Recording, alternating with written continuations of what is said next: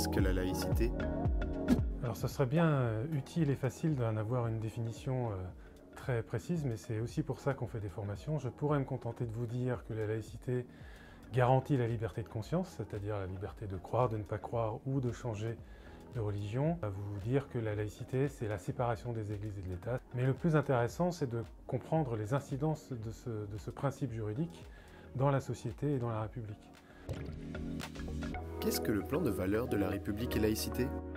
C'est une formation qui vise à désamorcer des conflits qui pourraient émerger sur des questions de laïcité et qui vise aussi à avoir un discours commun entre plusieurs acteurs qui auraient des relations avec les publics et du coup pouvoir tous parler des mêmes choses, revoir tous les articles de loi qui émanent de la laïcité et puis surtout redonner un peu confiance aux gens qui travaillent avec différents publics sur ce qu'ils peuvent mettre en place, ce qu'ils peuvent faire, ce qu'ils doivent faire.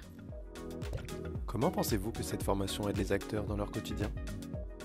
En réalité, on vient ici, comme sur tous les sujets, avec des idées fausses, des idées reçues, voire des préjugés sur ce qu'implique la laïcité au quotidien et le respect des cultes et des expressions de chacun.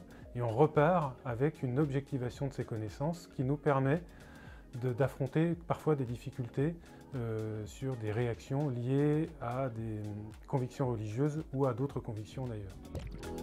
Quel est l'objectif de cette formation? À qui se destine-t-elle?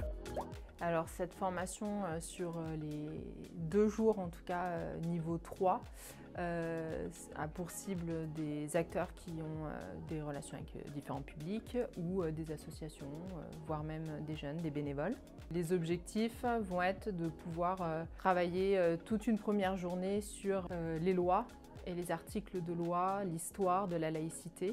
Et puis ensuite, plutôt mettre en pratique tout ce qu'on aura vu la première journée en se disant maintenant, je vais analyser des situations professionnelles ou personnelles que j'aurais vécues. Je vais essayer en équipe désamorcer et connaître plutôt des ressources que je pourrais avoir. Comment s'articule la pédagogie de votre formation? Cette formation s'appuie essentiellement sur de la participation, de la collaboration et une stratégie d'intelligence collective. En réalité, on a très peu de propos descendants et on fait participer les stagiaires qui découvrent eux-mêmes parfois les textes de loi et se les approprient d'autant plus facilement que c'est eux qui les découvrent à travers des situations très précises. Quel est le message à faire passer lors de cette formation aux acteurs? Le message principal serait pour moi de revenir à la notion de la loi qui a été déclarée le 9 décembre 1905, qui était une loi d'apaisement et non d'interdiction et de conflit. Est-il possible d'adapter la formation valeurs de la République et laïcité à différents publics?